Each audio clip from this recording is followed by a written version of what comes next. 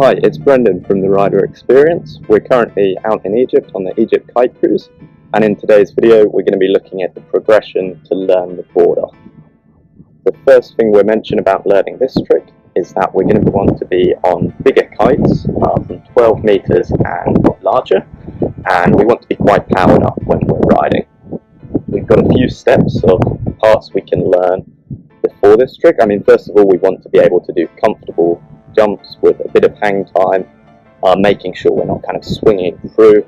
We've gone through some of this in our jumping video you can see, where you learn how to do nice jumps and make sure you're getting plenty of hang time. The first step, what we need to be able to do is do a jump and in the air take off one hand comfortably and kind of bring the kite down and actually land just with one hand on the bar, and then you can put the other hand on the bar for your, when you actually ride away. This is a good step, first of all, just to make sure you're comfortable. Take one hand up in the air. You can always put it back on to start with, but you should kind of be able to bring the kite down for the landing just with one hand as well. It just means that you've got your other hand free to do whatever is required. The next step is we're going to do a tail grab of the board. So if we send the kite, if we were kiting this way, we'd send the kite up. As we're going up, grab the tail. You want to get comfortable just holding on the tail for a while on the board. Let go, send the kite down. Maybe you can put two hands on the bar, send it down. Maybe you're still holding on, start to bring it down with one. You can play around with that and get comfortable doing that. The next step is going to be the 1 footer.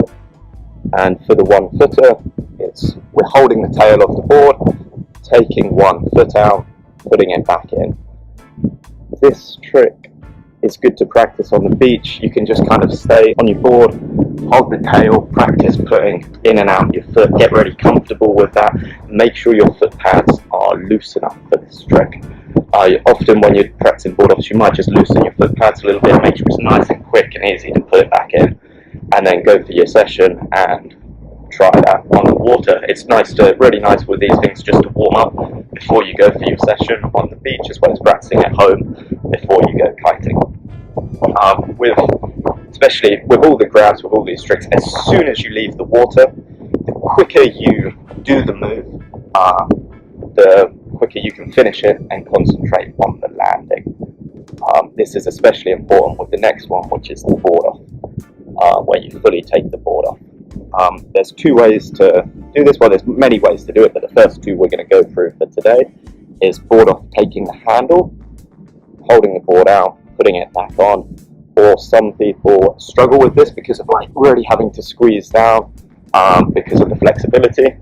So they prefer taking the tail and you kind of swing the board out and get it back on. This can be a bit trickier because you've got a lot of board kind of with the wind hitting it and it can move a bit differently. So I found it more complex, but I know some people learn this before actually doing it with the handle.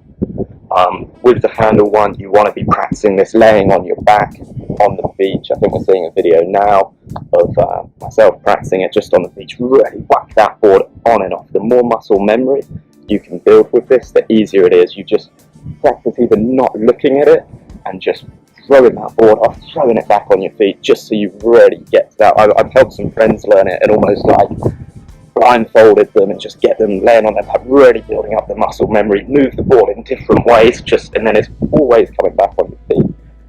When you're in the water, actually learning this, you've got to get that board off earlier than you think. As soon as you're leaving the water, get it off your feet.